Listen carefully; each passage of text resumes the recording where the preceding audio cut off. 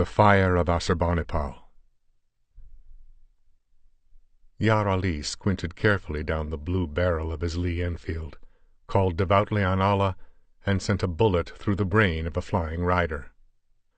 "Allahu Akbar!" The big Afghan shouted in glee, waving his weapon above his head. "God is great! By Allah, Sahib, I have sent another one of the dogs to hell!" His companion peered cautiously over the rim of the sand pit they had scooped with their hands. He was a lean and wiry American, Steve Clarney by name. "Good work, old horse," said this person. "4 left.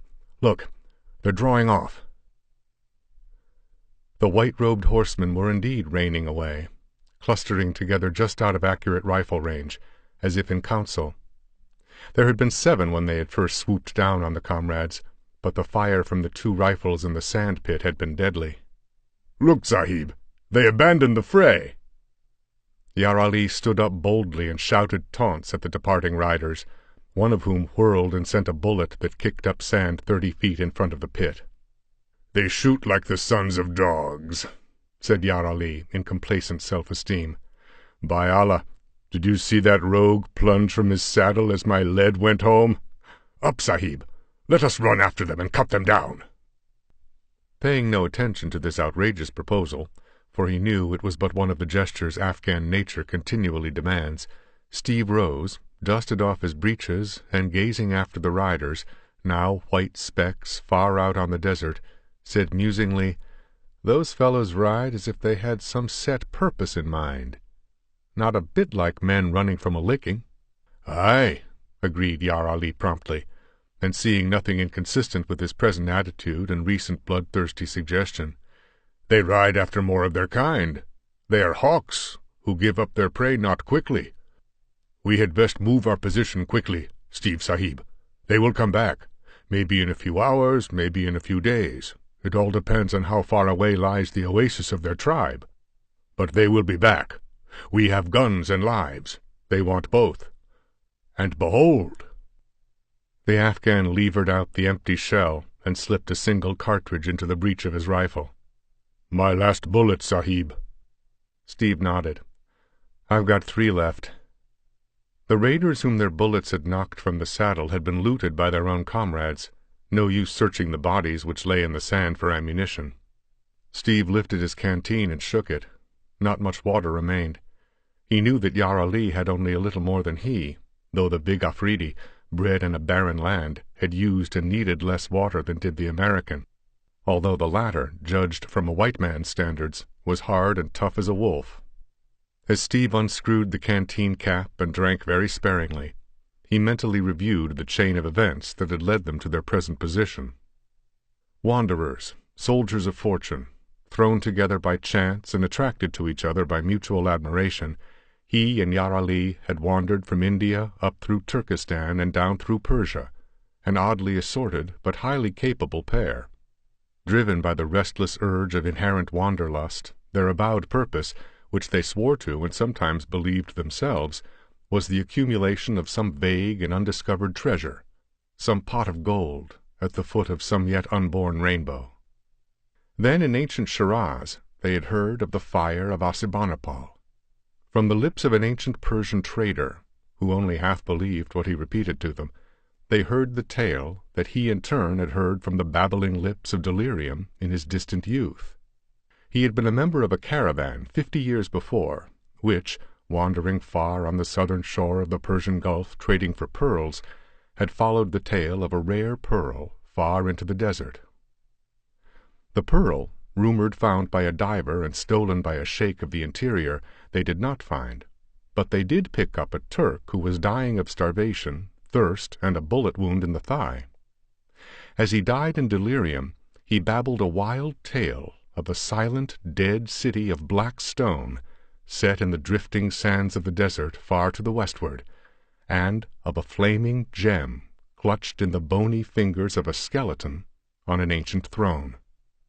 He had not dared bring it away with him because of an overpowering brooding horror that haunted the place, and thirst had driven him into the desert again, where Bedouins had pursued and wounded him. Yet he had escaped, riding hard until his horse fell under him. He died without telling how he had reached the mythical city in the first place, but the old trader thought he must have come from the northwest, a deserter from the Turkish army, making a desperate attempt to reach the Gulf.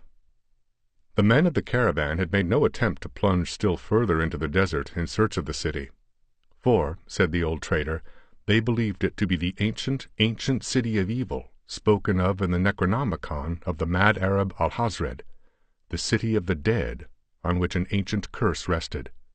Legends named it vaguely. The Arabs called it Beled el Jin, the city of devils, and the Turks Karasher, the black city. And the gem was that ancient and accursed jewel belonging to a king of long ago, whom the Grecians called Sardanapalus, and the Semitic peoples Asshurbanipal. Steve had been fascinated by the tale, admitting to himself that it was doubtless one of the 10,000 cock and bull myths mooted about the East. Still, there was a possibility that he and Yar Ali had stumbled onto a trace of that pot of rainbow gold for which they searched. And Yar Ali had heard hints before of a silent city of the sands. Tales had followed the eastbound caravans over the high Persian uplands and across the sands of Turkestan into the mountain country and beyond. Vague tales, whispers of a black city of the Jinn, deep in the hazes of a haunted desert. So, following the trail of the legend, the companions had come from Shiraz to a village on the Arabian shore of the Persian Gulf, and there had heard more from an old man who had been a pearl diver in his youth. The loquacity of age was on him, and he told tales repeated to him by wandering tribesmen who had them in turn from the wild nomads of the deep interior. And again Steve and Yar Ali heard of the still black city with giant beasts carved of stone, and the skeleton sultan who held the blazing gem. And so, mentally swearing at himself for a fool, Steve had made the plunge, and Yar Ali, secure in the knowledge that all things lay on the lap of Allah, had come with him. Their scanty supply of money had been just sufficient to provide riding camels and provisions for a bold flying invasion of the unknown. Their only chart had been the vague rumors that placed the supposed location of Karasher. There had been days of hard travel, pushing the beasts and conserving food and water. Then, deep in the desert they invaded, they had encountered a blinding sand wind in which they had lost the camels. After that came long miles of staggering through the sands, battered by a flaming sun, subsisting on rapidly dwindling water from their canteens, and food Yar Ali had in a pouch.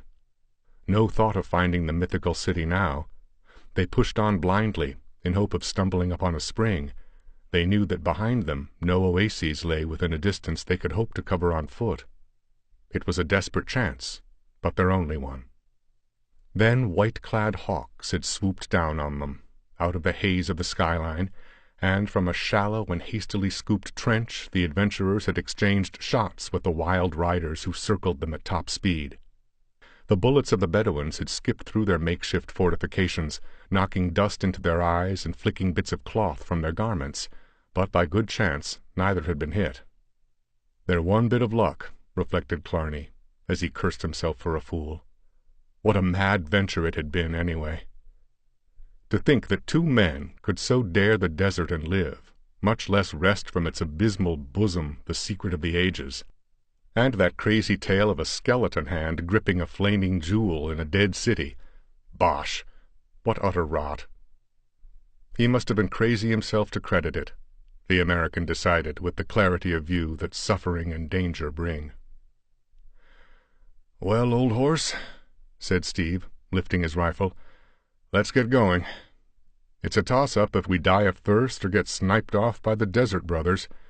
Anyway, we're doing no good here." "God gives," agreed Yar Ali cheerfully. "The sun sinks westward. Soon the coolness of night will be upon us. Perhaps we shall find water yet, Sahib. Look, the terrain changes to the south." Clarny shaded his eyes against the dying sun. Beyond a level, barren expanse of several miles' width, the land did indeed become more broken. Aborted hills were in evidence. The American slung his rifle over his arm and sighed. "Heave ahead. We're food for the buzzards anyhow." The sun sank and the moon rose, flooding the desert with weird silver light. Drifted sand glimmered in long ripples, as if a sea had suddenly been frozen into immobility. Steve, parched fiercely by a thirst he dared not fully quench, cursed beneath his breath. The desert was beautiful beneath the moon, with the beauty of a cold marble Lorelei to lure men to destruction. What a mad quest, his weary brain reiterated. The fire of Asshurbanipal retreated into the mazes of unreality with each dragging step. The desert became not merely a material wasteland, but the grey mists of the lost eons, in whose depths dreamed sunken things. Clarny stumbled and swore. Was he failing already? Yar Ali swung along with the easy, tireless stride of the mountain man, and Steve set his teeth, nerving himself to greater effort. They were entering the broken country at last, and the going became harder. Shallow gullies and narrow ravines knifed the earth with wavering patterns. Most of them were nearly filled with sand, and there was no trace of water. "This country was once oasis country," commented Yar Ali. "Allah knows how many centuries ago the sand took it, as the sand has taken so many cities in Turkestan." They swung on like dead men in a grey land of death. The moon grew red and sinister as she sank, and shadowy darkness settled over the desert before they had reached a point where they could see what lay beyond the broken belt. Even the big Afghan's feet began to drag, and Steve kept himself erect only by a savage effort of will. At last they toiled up a sort of ridge, on the southern side of which the land sloped downward. "We rest," declared Steve. "There's no water in this hellish country. No use in going on forever. My legs are stiff as gun barrels. I couldn't take another step to save my neck. Here's a kind of stunted cliff, about as high as a man's shoulder facing south. We'll sleep in the lee of it." "And shall we not keep watch, Steve Sahib?" "We don't," answered Steve. "If the Arabs cut our throats while we're asleep, so much the better. We're goners anyhow." With which optimistic observation Clarny lay down stiffly in the deep sand. But Yar Ali stood, leaning forward, straining his eyes into the elusive darkness that turned the star-flecked horizons to murky wells of shadow. "Something lies on the skyline to the south," he muttered uneasily. "A hill? I cannot tell, or even be sure that I see anything at all." "You're seeing mirages already," said Steve irritably. "Lie down and sleep." And so saying, Steve slumbered. The sun in his eyes awoke him. He sat up, yawning, and his first sensation was that of thirst. He lifted his canteen and wet his lips. One drink left. Yar Ali still slept. Steve's eyes wandered over the southern horizon, and he started. He kicked the recumbent Afghan. "Hey, wake up, Ali. I reckon you weren't seeing things after all. There's your hill, and a queer-looking one, too." The Afridi woke as a wild thing wakes, instantly and completely, his hand leaping to his long knife as he glared about for enemies. His gaze followed Steve's pointing fingers, and his eyes widened. "By Allah and by Allah," he swore, "we have come into a land of jinn. That is no hill. It is a city of stone in the midst of the sands." Steve bounded to his feet like a steel spring released. As he gazed with bated breath, a fierce shout escaped his lips. At his feet the slope of the ridge ran down into a wide and level expanse of sand that stretched away southward, and far away, across those sands, to his straining sight, the hill slowly took shape, like a mirage growing from the drifting sands. He saw great uneven walls, massive battlements. All about crowded the sands, like a living sensate thing, drifted high about the walls, softening the rugged outlines. No wonder that at first glance the whole had appeared like a hill. "Karasher!" Clarny exclaimed fiercely. "Beled el-Jin! The city of the dead! It wasn't a pipe dream after all! We've found it! By heaven, we've found it! Come on, let's go!" Yar Ali shook his head uncertainly and muttered something about evil jinn under his breath, but he followed. The sight of the ruins had swept from Steve his thirst and hunger, and the fatigue that a few hours' sleep had not fully overcome. He trudged on swiftly, oblivious to the rising heat, his eyes gleaming with the lust of the explorer. It was not altogether greed for the fabled gem that had prompted Steve Clarney to risk his life in that grim wilderness. Deep in his soul lurked the age-old heritage of the white man, the urge to seek out the hidden places of the world, and that urge had been stirred to the depths by the ancient tales. Now, as they crossed the level waste that separated the broken land from the city, they saw the shattered walls take clearer form and shape, as if they grew out of the morning sky. The city seemed built of huge blocks of black stone, but how high the walls had been there was no telling, because of the sand that drifted high about their base. In many places they had fallen away, and the sand hid the fragments entirely. The sun reached her zenith, and thirst intruded itself in spite of zeal and enthusiasm, but Steve fiercely mastered his suffering. His lips were parched and swollen, but he would not take that last drink until he had reached the ruined city. Yar Ali wet his lips from his own canteen and tried to share the remainder with his friend. Steve shook his head and plodded on. In the ferocious heat of the desert afternoon, they reached the ruin, and passing through a wide breach in the crumbling wall, gazed on the dead city. Sand choked the ancient streets and lent fantastic form to huge, fallen and half-hidden columns. So crumbled into decay and so covered with sand was the whole that the explorers could make out little of the original plan of the city. Now it was but a waste of drifted sand and crumbling stone, over which brooded, like an invisible cloud, an aura of unspeakable antiquity.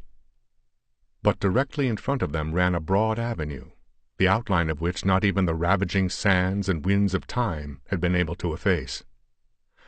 On either side of the wide way were ranged huge columns, not unusually tall, even allowing for the sand that hid their bases, but incredibly massive.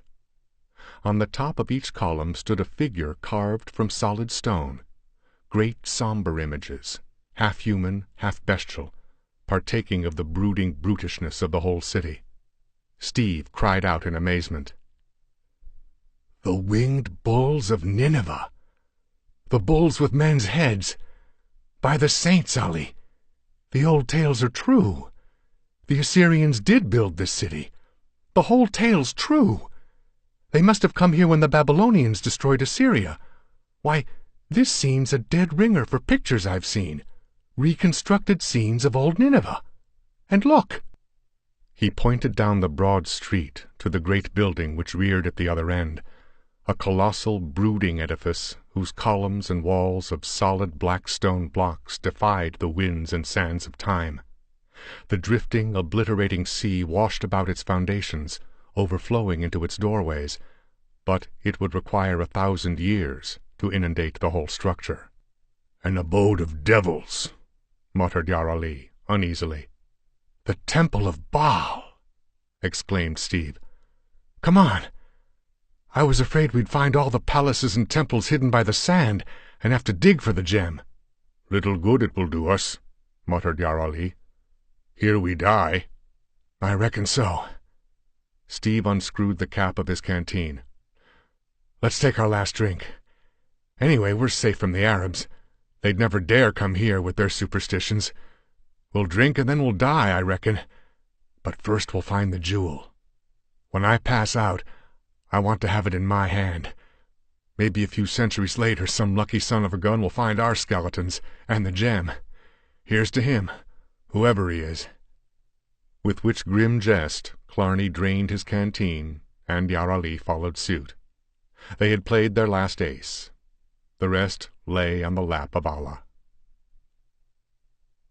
They strode up the broad way, and Yar Ali, utterly fearless in the face of human foes, glanced nervously to right and left, half expecting to see a horned and fantastic face leering at him from behind a column.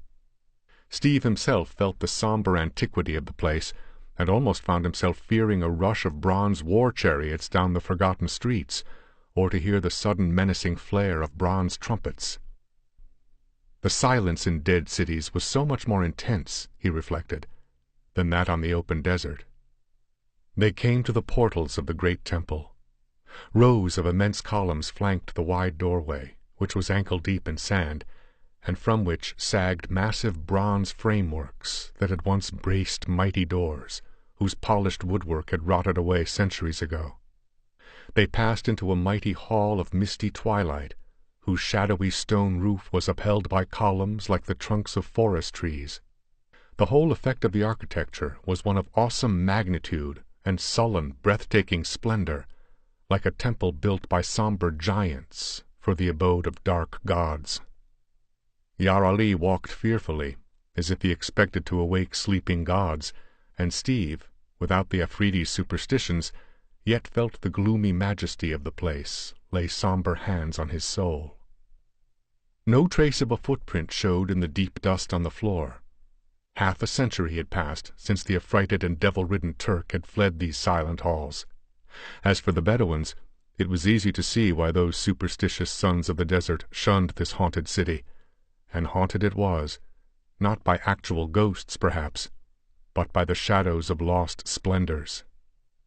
As they trod the sands of the hall, which seemed endless, Steve pondered many questions. How did these fugitives from the wrath of frenzied rebels build this city? How did they pass through the country of their foes? For Babylonia lay between Syria and the Arabian desert. Yet there had been no other place for them to go. Westward lay Syria and the sea, and north and east swarmed the dangerous Medes, those fierce Aryans whose aid had stiffened the arm of Babylon to smite her foe to the dust. Possibly, thought Steve, Karasher, whatever its name had been in those dim days, had been built as an outpost border city before the fall of the Assyrian Empire, whither survivals of that overthrow fled. At any rate, it was possible that Karasher had outlasted Nineveh by some centuries, a strange hermit city, no doubt, cut off from the rest of the world. Surely, as Yar Ali had said, this was once fertile country, watered by oases, and doubtless in the broken country they had passed over the night before, there had been quarries that furnished the stone for the building of the city. Then what caused its downfall?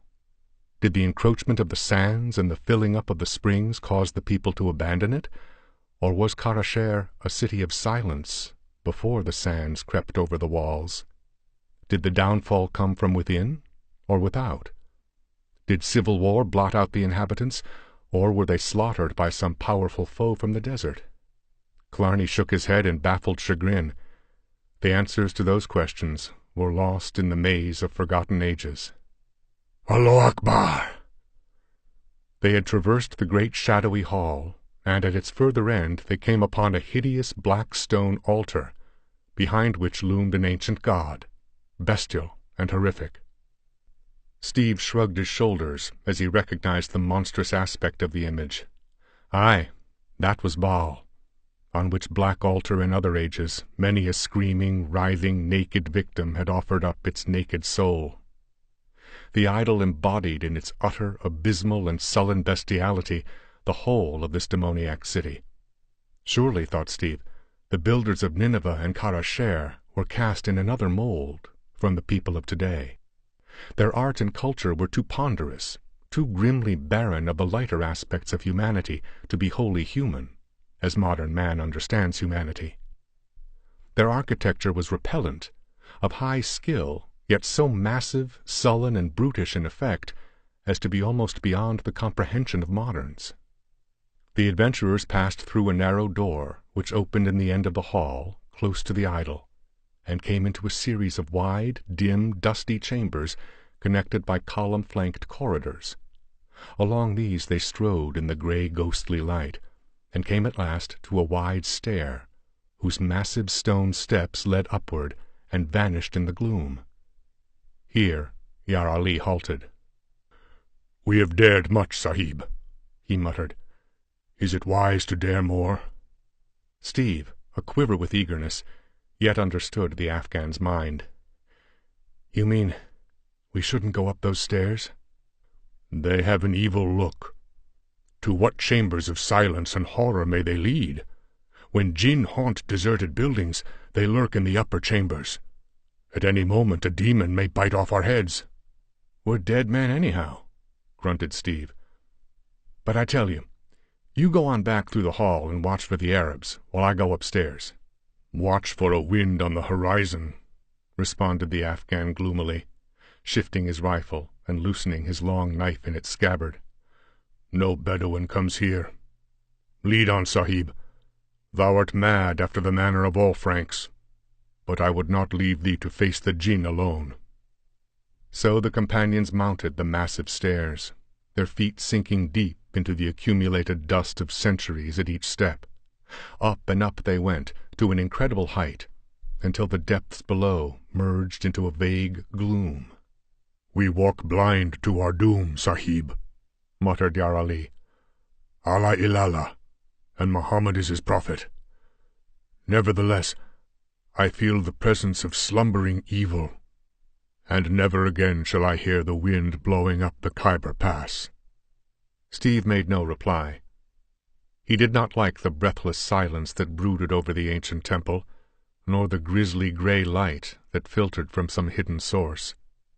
Now above them the gloom lightened somewhat, and they emerged into a vast circular chamber, grayly illuminated by light that filtered in through the high pierced ceiling. But another radiance lent itself to the illumination. A cry burst from Steve's lips, echoed by Yar Ali. Standing on the top step of the broad stone stair, they looked directly across the broad chamber, with its dust-covered heavy tile floor and bare black stone walls. From about the center of the chamber, massive steps led up to a stone dais, and on this dais stood a marble throne. About this throne glowed and shimmered an uncanny light, and the awestruck adventurers gasped as they saw its source. On the throne slumped a human skeleton, an almost shapeless mass of moldering bones. A fleshless hand sagged outstretched upon the broad marble throne arm, and in its grisly clasp there pulsed and throbbed like a living thing a great crimson stone. The fire of Asshurbanipal. Even after they had found the lost city, Steve had not really allowed himself to believe that they would find the gem, or that it even existed in reality. Yet he could not doubt the evidence of his eyes, dazzled by that evil, incredible glow. With a fierce shout he sprang across the chamber and up the steps. Yar Ali was at his heels, but when Steve would have seized the gem, the Afghan laid a hand on his arm. "Wait," exclaimed the big Mohammedan. "Touch it not yet, Sahib. A curse lies on ancient things, and surely this is a thing triply accursed. Else why has it lain here untouched in a country of thieves for so many centuries? It is not well to disturb the possessions of the dead." "Bosh!" snorted the American. "Superstitions! The Bedouins were scared by the tales that have come down to them from their ancestors. Being desert dwellers, they mistrust cities anyway, and no doubt this one had an evil reputation in its lifetime, and nobody except Bedouins have seen this place before, except that Turk, who is probably half demented with suffering. These bones may be those of the king mentioned in the legend. The dry desert air preserves such things indefinitely, but I doubt it. Maybe Assyrian, most likely Arab, some beggar that got the gem and then died on that throne for some reason or other." The Afghan scarcely heard him. He was gazing in fearful fascination at the great stone, as a hypnotized bird stares into a serpent's eye. "Look at it, Sahib," he whispered. "What is it? No such gem as this was ever cut by mortal hands. Look how it throbs and pulses, like the heart of a cobra." Steve was looking, and he was aware of a strange, undefined feeling of uneasiness. Well versed in the knowledge of precious stones, he had never seen a stone like this. At first glance, he had supposed it to be a monster ruby, as told in the legends. Now he was not sure, and he had a nervous feeling that Yar Ali was right, that this was no natural, normal gem. He could not classify the style in which it was cut, and such was the power of its lurid radiance that he found it difficult to gaze at it closely for any length of time. The whole setting was not one calculated to soothe restless nerves. The deep dust on the floor suggested an unwholesome antiquity. The grey light evoked a sense of unreality, and the heavy black walls towered grimly, hinting at hidden things. "Let's take the stone and go," muttered Steve, an unaccustomed panicky dread rising in his bosom. "Wait!" Yar Ali's eyes were blazing, and he gazed not at the gem, but at the sullen stone walls. "We are flies in the lair of the spider. Sahib, as Allah lives, it is more than the ghosts of old fears that lurk over this city of horror. I feel the presence of peril, as I have felt it before, as I felt it in a jungle cavern where a python lurked unseen in the darkness, as I felt it in the temple of Thugi, where the hidden stranglers of Siva crouched to spring upon us, as I feel it now, tenfold." Steve's hair prickled. He knew that Yar Ali was a grim veteran, not to be stampeded by silly fear or senseless panic. He well remembered the incidents referred to by the Afghan, as he remembered other occasions upon which Yar Ali's oriental telepathic instinct had warned him of danger before that danger was seen or heard. "What is it, Yar Ali?" he whispered. The Afghan shook his head. His eyes filled with a weird, mysterious light as he listened to the dim, occult promptings of his subconsciousness. "I know not. I know it is close to us, and that it is very ancient, and very evil. I think—" Suddenly he halted and wheeled, the eerie light vanishing from his eyes to be replaced by a glare of wolf-like fear and suspicion. "Hark, Sahib," he snapped. "Ghosts or dead men mount the stairs." Steve stiffened as the stealthy pad of soft sandals on stone reached his ear. "By Judas, Ali," he rapped. "Something's out there." The ancient walls re-echoed to a chorus of wild yells as a horde of savage figures flooded the chamber. For one dazed, insane instant, Steve believed wildly that they were being attacked by re-embodied warriors of a vanished age. Then the spiteful crack of a bullet passed his ear, and the acrid smell of powder told him that their foes were material enough. Clarny cursed. In their fancied security, they had been caught like rats in a trap by the pursuing Arabs. Even as the American threw up his rifle, Yar Ali fired point-blank from the hip with deadly effect, hurled his empty rifle into the horde, and went down the steps like a hurricane, his 3-foot Khyber knife shimmering in his hairy hand. Into his gusto for battle went real relief that his foes were human. A bullet ripped the turban from his head, but an Arab went down with a split skull beneath the hillman's first shearing stroke. A tall Bedouin clapped his gun muzzle to the Afghan's side, but before he could pull the trigger, Clarny's bullet scattered his brains. The very number of the attackers hindered their onslaught on the big Afridi, whose tigerish quickness made shooting as dangerous to themselves as to him. The bulk of them swarmed about him, striking with scimitar and rifle stock, while others charged up the steps after Steve. At that range, there was no missing. The American simply thrust his rifle muzzle into a bearded face and blasted it into a ghastly ruin. The others came on, screaming like panthers.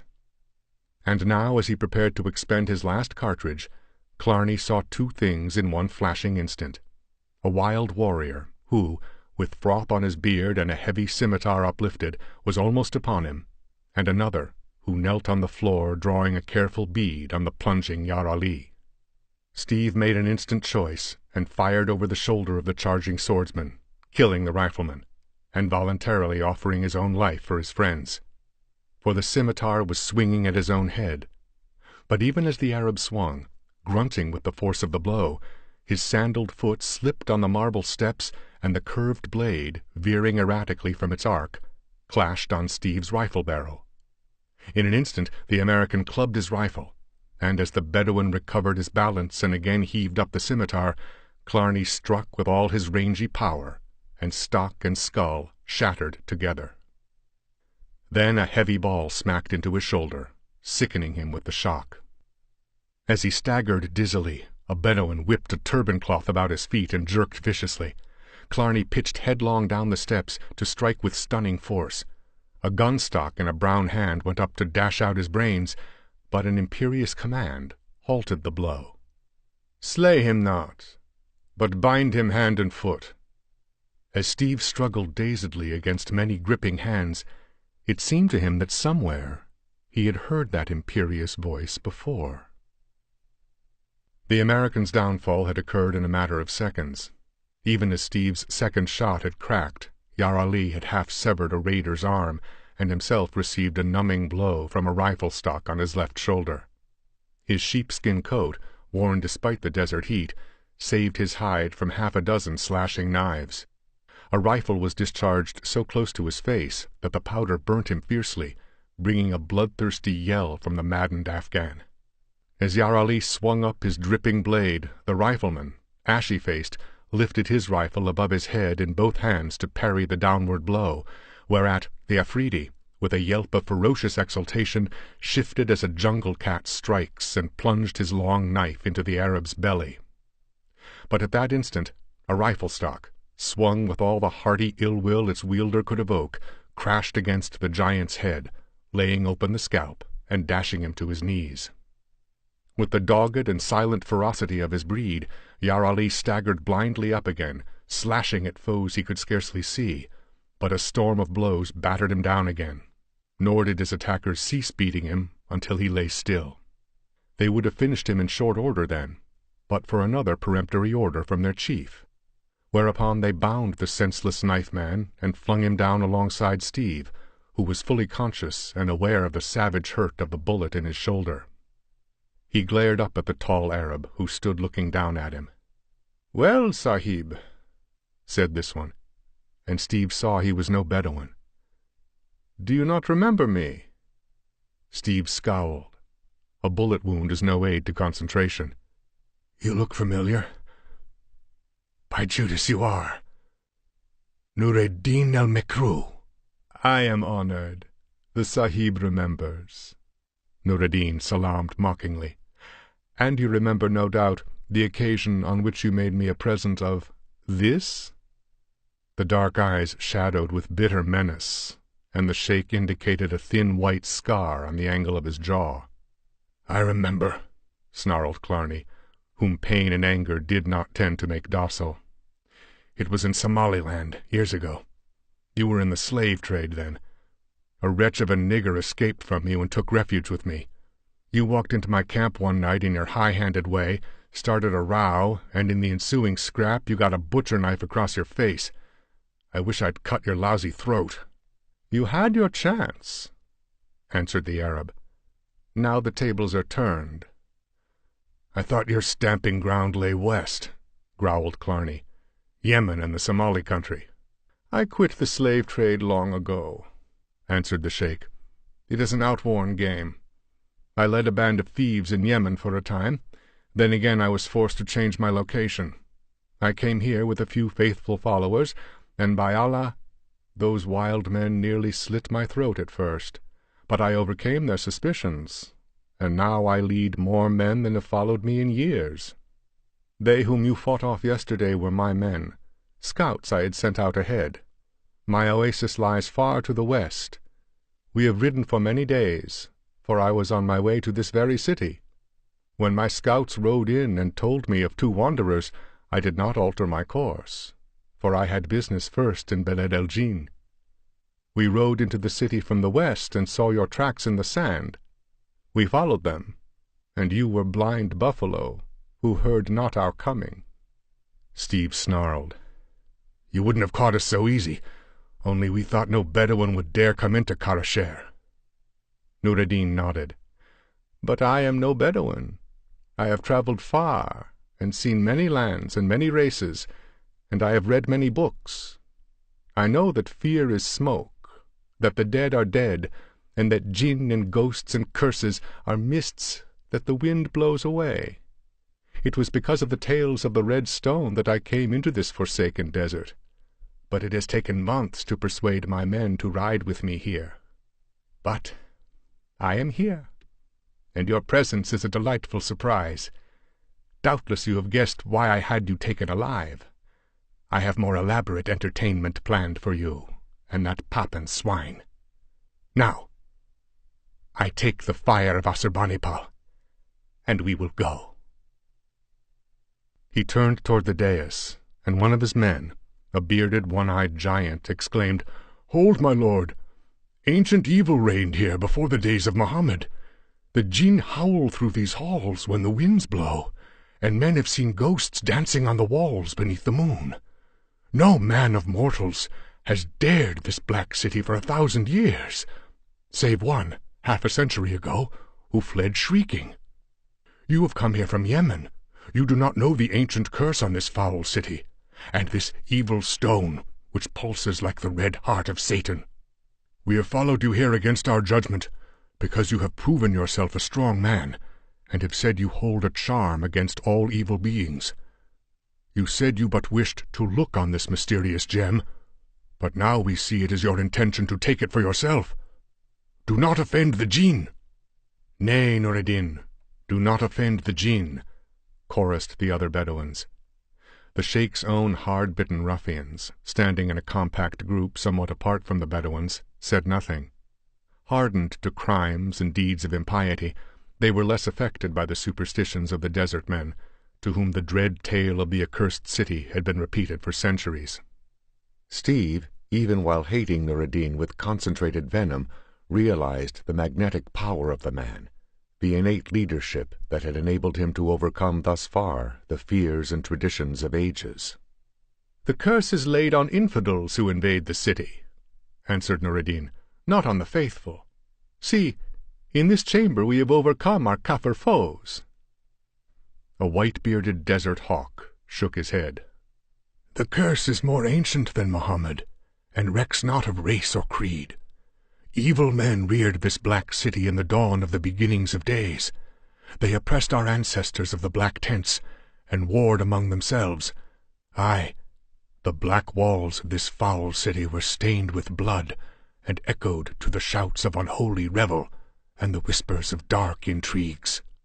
Thus came the stone to the city. There dwelt a magician at the court of Asshurbanipal, and the black wisdom of ages was not denied to him.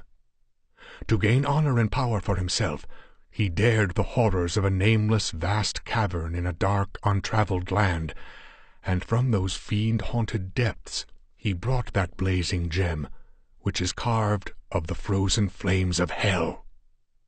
By reason of his fearful power and black magic, he put a spell on the demon which guarded the ancient gem, and so stole away the stone, and the demon slept in the cavern, unknowing. So, this magician, Zultan by name, dwelt in the court of the Sultan Asshurbanipal, and did magic and forecast events by scanning the lurid deeps of the stone, into which no eyes but his could look unblinded, and men called the stone the Fire of Asshurbanipal, in honor of the king. But evil came upon the kingdom, and men cried out that it was the curse of the jinn, and the Sultan, in great fear, bade Zultan take the gem and cast it into the cavern from which he had taken it, lest worse ill befall them. Yet it was not the magician's will to give up the gem wherein he read strange secrets of pre-Adamite days, and he fled to the rebel city of Karasher, where soon civil war broke out, and men strove with one another to possess the gem.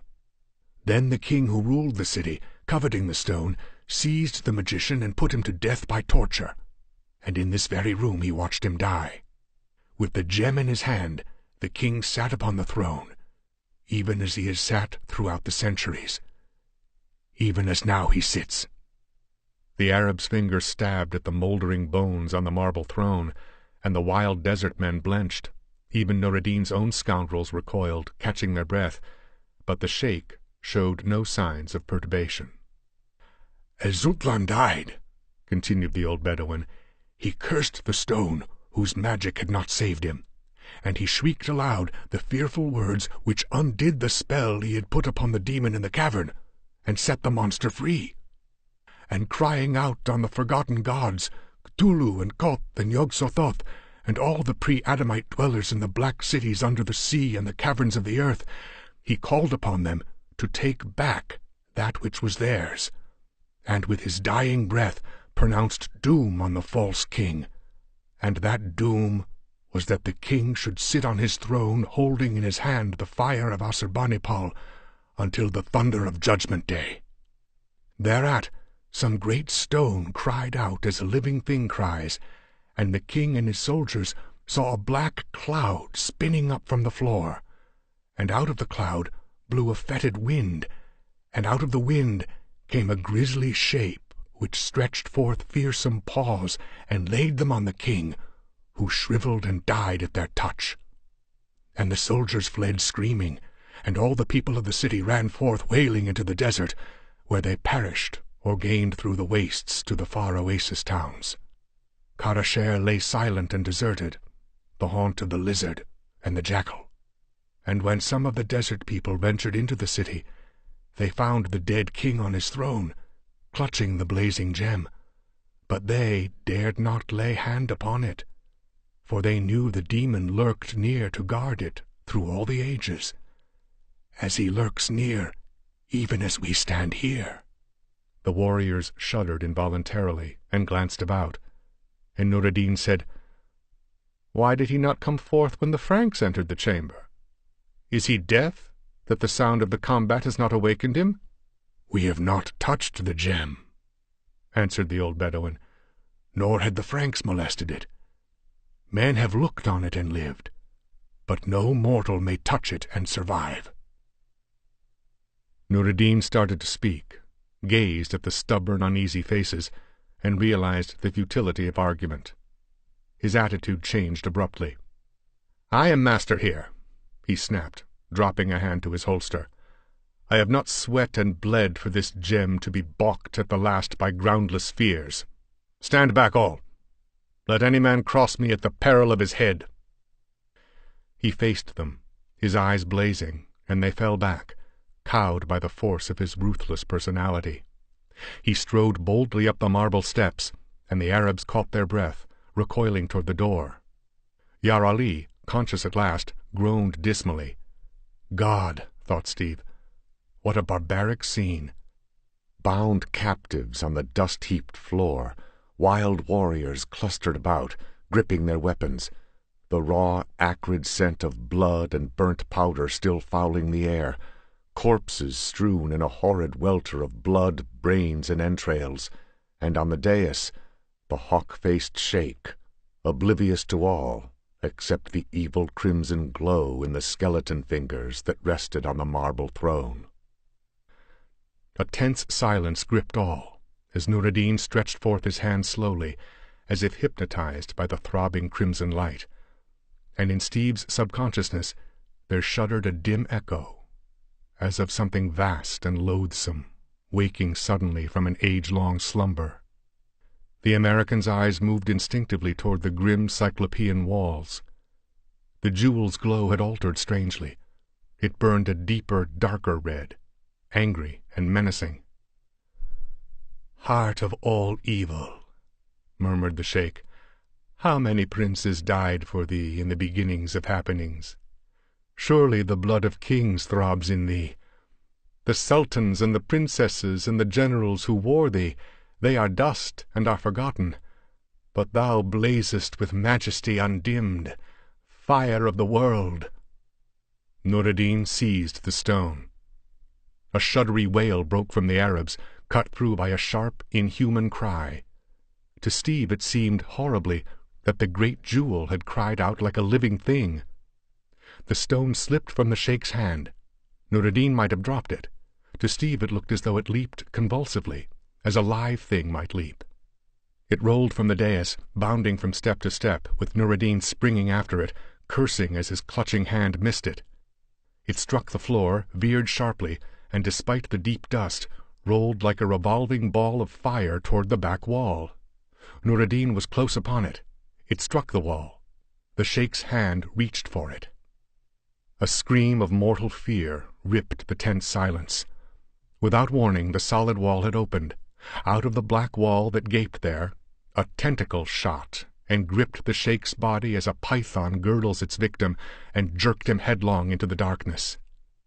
and then the wall showed blank and solid once more. Only from within sounded a hideous, high-pitched, muffled screaming that chilled the blood of the listeners. Howling wordlessly, the Arabs stampeded, jammed in a battling, screeching mass in the doorway, tore through and raced madly down the wide stairs. Steve and Yar Ali, lying helplessly, heard the frenzied clamor of their flight fade away into the distance, and gazed in dumb horror at the grim wall. The shrieks had faded into a more horrific silence. Holding their breath, they heard suddenly a sound that froze the blood in their veins, the soft sliding of metal or stone in a groove. At the same time, the hidden door began to open, and Steve caught a glimmer in the blackness that might have been the glitter of monstrous eyes. He closed his own eyes. He dared not look upon whatever horror slunk from that hideous black well. He knew that there are strains the human brain cannot stand, and every primitive instinct in his soul cried out to him that this thing was nightmare and lunacy. He sensed that Yar Ali likewise closed his eyes, and the two lay like dead men. Clarny heard no sound, but he sensed the presence of a horrific evil too grisly for human comprehension, of an invader from outer gulfs and far black reaches of cosmic being. A deadly cold pervaded the chamber, and Steve felt the glare of inhuman eyes sear through his closed lids and freeze his consciousness. If he looked, if he opened his eyes, he knew stark black madness would be his instant lot. He felt a soul-shakingly foul breath against his face, and knew that the monster was bending close above him. But he lay like a man frozen in a nightmare. He clung to one thought. Neither he nor Yar Ali had touched the jewel this horror guarded. Then he no longer smelled the foul odor. The coldness in the air grew appreciably less, and he heard again the secret door slide in its groove. The fiend was returning to its hiding place. Not all the legions of hell could have prevented Steve's eyes from opening a trifle. He had only a glimpse as the hidden door slid to, and that one glimpse was enough to drive all consciousness from his brain. Steve Clarny, iron-nerved adventurer, fainted for the only time in his checkered life. How long he lay there Steve never knew, but it could not have been long, for he was roused by Yar Ali's whisper, "Lie still, Sahib. A little shifting of my body, and I can reach thy cords with my teeth." Steve felt the Afghan's powerful teeth at work on his bonds, and as he lay with his face jammed into the thick dust, and his wounded shoulder began to throb agonizingly, he had forgotten it until now, he began to gather the wandering threads of his consciousness, and it all came back to him. How much, he wondered dazedly, had been the nightmares of delirium, born from suffering and the thirst that caked his throat. The fight with the Arabs had been real. The bonds and the wounds showed that. But the grisly doom of the sheikh, the thing that had crept out of the black entrance in the wall, surely that had been a figment of delirium. Nureddin had fallen into a well or pit of some sort. Steve felt his hands were free, and he rose to a sitting posture, fumbling for a pocket-knife the Arabs had overlooked. He did not look up or about the chamber as he slashed the cords that bound his ankles and then freed Yar Ali, working awkwardly because his left arm was stiff and useless. "Where are the Bedouins?" he asked as the Afghan rose, lifting him to his feet. "Allah Sahib," whispered Yar Ali, "are you mad? Have you forgotten? Let us go quickly before the jinn returns." "It was a nightmare," muttered Steve. "Look, the jewel is back on the throne." His voice died out. Again that red glow throbbed about the ancient throne, reflecting from the moldering skull. Again in the outstretched finger bones pulsed the fire of Asshurbanipal. But at the foot of the throne lay another object that had not been there before. The severed head of Nureddin el-Mekru stared sightlessly up at the grey light filtering through the stone ceiling. The bloodless lips were drawn back from the teeth in a ghastly grin. The staring eyes mirrored an intolerable horror. In the thick dust of the floor 3 spoors showed, one of the shakes where he had followed the red jewel as it rolled to the wall, and above it 2 other sets of tracks, coming to the throne and returning to the wall, vast, shapeless tracks, as of splayed feet, taloned and gigantic, neither human nor animal. "My God," choked Steve. "It was true. And the thing I saw." Steve remembered the flight from that chamber as a rushing nightmare, in which he and his companion hurtled headlong down an endless stair that was a grey well of fear, raced blindly through the dusty, silent chambers, past the glowering idol in the mighty hall, and into the blazing light of the desert sun, where they fell slavering, fighting for breath. Again Steve was roused by the Afridi's voice. "Sahib, Sahib, in the name of Allah the Compassionate, our luck has turned." Steve looked at his companion as a man might look in a trance. The big Afghan's garments were in tatters and blood-soaked. He was stained with dust and caked with blood, and his voice was a croak, but his eyes were alight with hope, and he pointed with a trembling finger. "In the shade of yon ruined wall," he croaked, striving to moisten his blackened lips. "Allah il Allah, the horses of the men we killed, with canteens and food pouches at the saddle horns. Those dogs fled without halting for the steeds of their comrades." New life surged up into Steve's bosom, and he rose, staggering. "Out of here," he mumbled. "Out of here, quick!" Like dying men they stumbled to the horses, tore them loose, and climbed fumblingly into the saddles. "We'll lead the spare mounts," croaked Steve, and Yar Ali nodded emphatic agreement. "Belike we shall need them ere we sight the coast." Though their tortured nerves screamed for the water that swung in canteens at the saddle horns, they turned the mounts aside, and, swaying in the saddle, rode like flying corpses down the long sandy street of Karasher, between the ruined palaces and the crumbling columns, crossed the fallen wall, and swept out into the desert. Not once did either glance back toward that black pile of ancient horror, nor did either speak until the ruins faded into the hazy distance. Then, and only then, did they draw rein and ease their thirst. "Allah il Allah," said Yar Ali piously. "Those dogs have beaten me until it is as though every bone in my body were broken. Dismount, I beg thee, Sahib, and let me probe for that accursed bullet, and dress thy shoulder to the best of my meagre ability." While this was going on, Yar Ali spoke, avoiding his friend's eye. "You said, Sahib, you said something about seeing? What saw ye, in Allah's name?" A strong shudder shook the American's steely frame. "You didn't look when the thing put back the jewel in the skeleton's hand and left Nureddin's head on the dais?" "By Allah, not I," swore Yar Ali. "My eyes were as closed as if they had been welded together by the molten irons of Satan."